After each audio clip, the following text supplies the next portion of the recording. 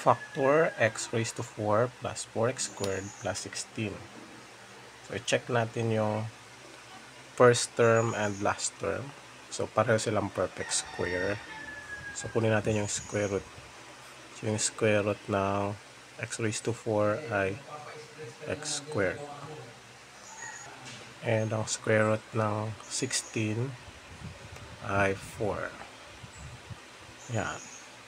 So, therefore, meron tayong x squared plus 4 square. So, yan dapat yung factor.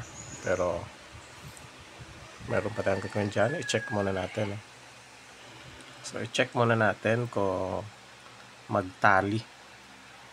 So, i-ano natin. I-multiply sa sarili kasi squared yan. Gamit ang vertical method. So, x squared times x squared, x raised to 4. X squared times 4 is 4x squared. 4 times x squared is 4x squared. And 4 times 4, positive 16. So, add natin. So, bring down x raised to 4 plus 8x squared plus 16. So, yan. So, ito yung sagot kapag i-square natin. Tingnan natin sa original problem. X raised to 4 plus 4x squared plus 16. So, yung middle term ay sumobra ng 4. So, di ba tingnan nyo dito? 8x squared. Pero sa original ay 4x squared. So, kailangan nating bawasan ng 4 para makuha natin. Ito, yung 8x squared para maging 4x squared, bawasan natin ng 4. So, dito na natin ilalagay. So, minus 4x squared. So, yan. And ituloy natin. So, kunin mo na ito yung ang i-factor muna natin yung 4x squared. So, actually, perfect square naman siya. So, bring down natin ang x squared plus 4 square. And then, ito ay magiging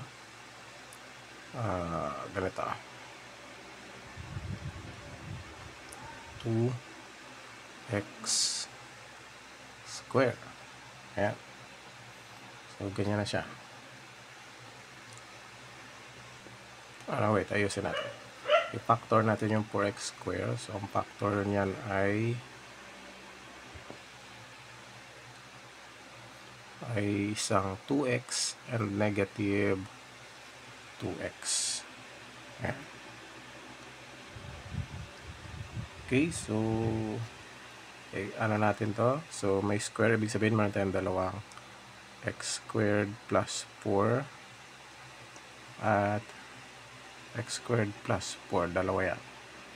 So, ngayon, idadag natin ito plus 2x at yung negative 2x. At i-arrange natin. So, x squared plus 2x plus 4 at x squared minus 2x plus 4. So, ito na ngayon yung factor. Yeah. So, para masigurado natin, i-check natin kung magtatalo siya. So, i-check natin kung tama. X squared times x squared, x raised to 4, x squared times 2x, meron niya positive 2x cubed, and x squared times 4, positive 4x squared. Negative 2x times x squared is negative 2x cubed. Negative 2x times 2x, positive 4x squared. Negative 2x times 4 equals negative 8x. 4 times x squared is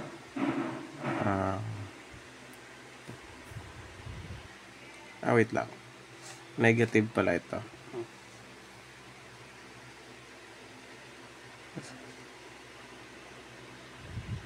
So, review natin. Negative 2x times x squared, negative 2x squared, negative 2x times 2x, negative 4x squared. Negative 2x times 4, negative 8x.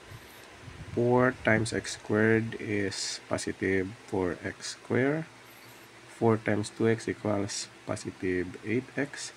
4 times 4 is 16. Okay, so bring down x raised to 4. 2 minus 2, 0 na yan. Cancel na natin yan. 4 minus 4, 0. Plus 4x squared equals positive 4x squared at 8. Negative 8 plus 8, 0. Hindi na natin susulat. And then, plus 16.